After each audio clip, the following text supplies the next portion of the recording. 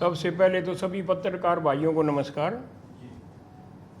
आज का जो विषय है लुधियाना जिले के धाम तलवंडी खुर्द के ढोंगी पाखंडी और काम लोलुप बाबा शंकरानंद के बारे में।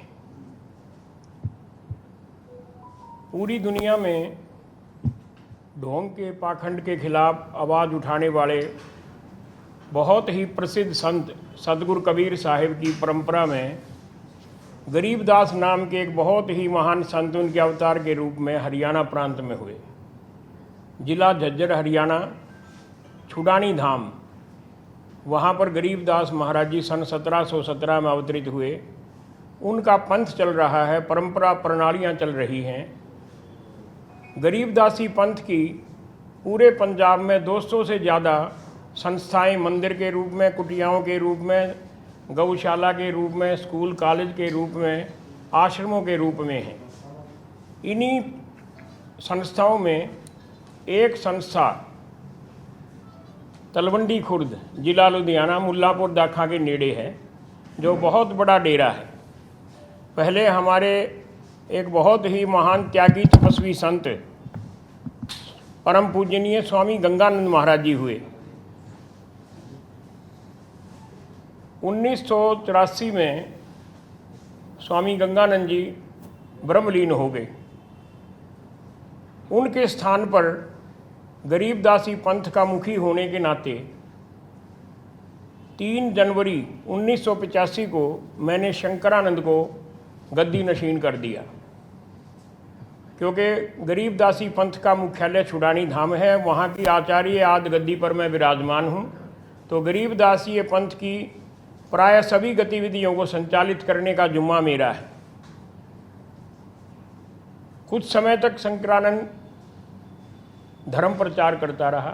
फिर धीरे धीरे ऐसी रिपोर्ट आती गई कि ये धर्म के विरुद्ध आचरण कर रहा है। हमने उनको 2-3 बार चेतावनी दी, लेकिन उन्होंने गौर नहीं किया। अब मई के महीने में एक वीडियो वायरल हो गई, मई 2025 में ही, जिसमें शंकरानंद अपनी एक शिष्या के साथ पूर्ण नग्न अवस्था में काम लोलुप होकर, काम वासना से उत्तेजित होकर कई प्रकार की गतिविधियां कर रहा है। वो वीडियो वायरल हो गई और मेरे संज्ञान में जब आया तो 14 जून को मैंने मेल के जरिए एसएसपी लुधियाना ग्रामीण को, डीजीपी पंजाब को, सभी जगह सूचना भी दी और आवेदन किया कि इसके विरुद्ध कानूनी कार्रवाई की जाए। 14 जून को शंकरानंद के खिलाफ धार्मिक भावना को ठेस पहुंचाने का मामला दाखा पुलिस स्टेशन में दर्ज किया गया। FIR number 104 under section 299। इसके बाद शंकरानंद की और भी बहुत सी धर्म के विरुद्ध गतिविधियां उजागर होती गई। आज 1 मास हो चुका है। लुधियाना सेशन जज ने इनकी एंटीसिपेटरी बेल डिसमिस कर दी।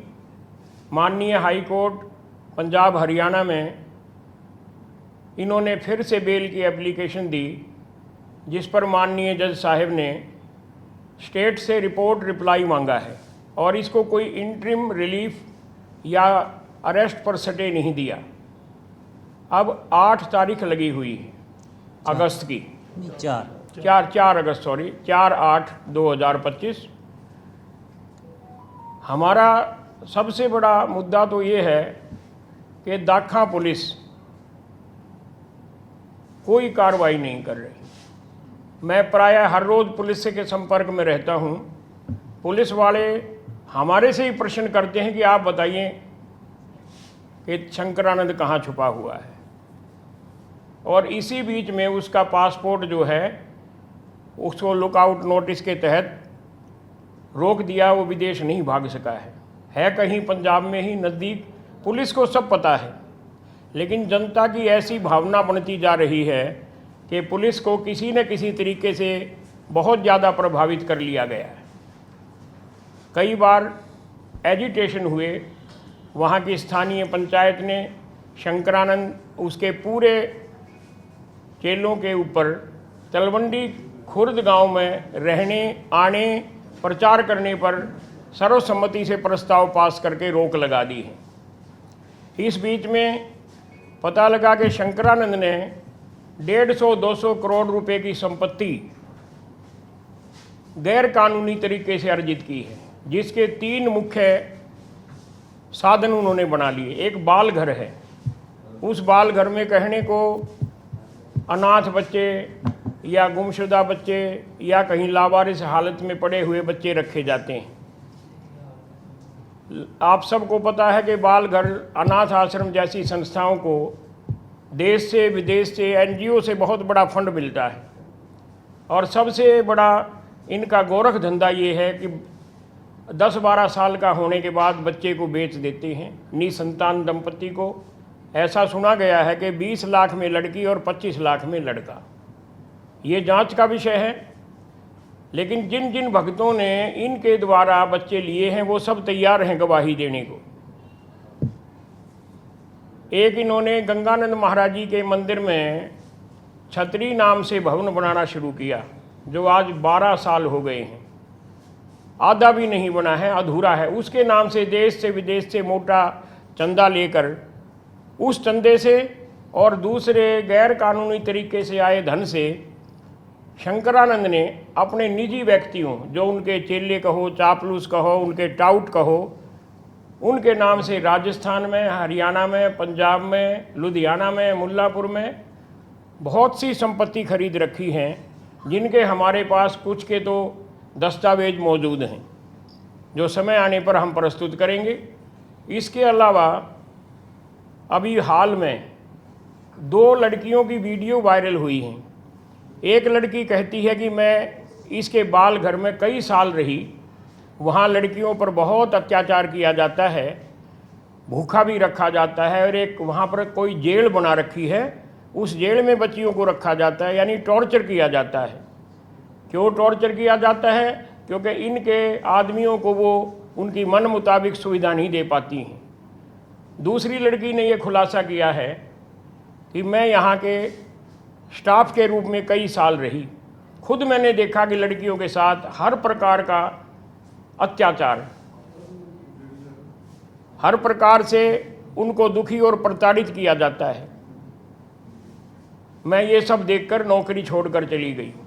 ये सब वीडियो हमने एसएसपी ग्रामीण लुधियाना को, डीएसपी को दिखाए, और उन लड़कियों ने लिखित रूप से अपना आधार कार्ड भी दिया, सिग्नेचर भी करे, कई पेज की दरखास्त एसएसपी को दी, लेकिन कोई संज्ञान नहीं लिया। अपने आप से बात को टालते रहे। इसके साथ साथ मैंने इसके धन शोधन के लिए एनफोर्समेंट डिपार्टमेंट जालंधर को पत्र लिखा, और इस मामले की सीबीआई जांच के लिए गृह मंत्रालय भारत सरकार को भी लिखा है। और शीघ्र ही मैं महिला आयोग, राष्ट्रीय स्तर का जो महिला आयोग होता है, और बाल आयोग, वहाँ पर सारे सबूतों के साथ मैं वहाँ दरखास्त दूंगा। आज हम श्री अर्पित शुक्ला, जो कि स्पेशल डीजीपी हैं पंजाब के, उनके साथ मुलाकात करके अपना मेमोरेंडम देकर, एप्लीकेशन देकर आए हैं कि 1 महीना हो गया पुलिस प्रयास नहीं कर रही उसको गिरफ्तार करने का, उसको मौका दे रही है कि वो सबूतों का नष्ट कर सके। इसका क्या मतलब निकाला जा सकता है, ये सब लोग जानते हैं। डीजीपी साहब ने हमें आश्वासन दिया है, हमारे सामने एसएसपी जो जगरांव में बैठते हैं ग्रामीण, उनको फ़ोन करके कहा कि अरेस्ट क्यों नहीं करते हो, इस पर शीघ्र कार्रवाई करें। और जो दरखास्त हमने दी उस पर नेसेसरी एक्शन के लिए और रिपोर्ट के लिए लिखा है। और हमसे भी कहा है कि आप सब लोग जाकर लुधियाना ग्रामीण एसएसपी से मिलें जगरांव जाकर, और अपनी पूरी बात बताएं, आपकी बात सुनी जाएगी। मैं ये चाहता हूँ इस केस की सीबीआई जांच हो।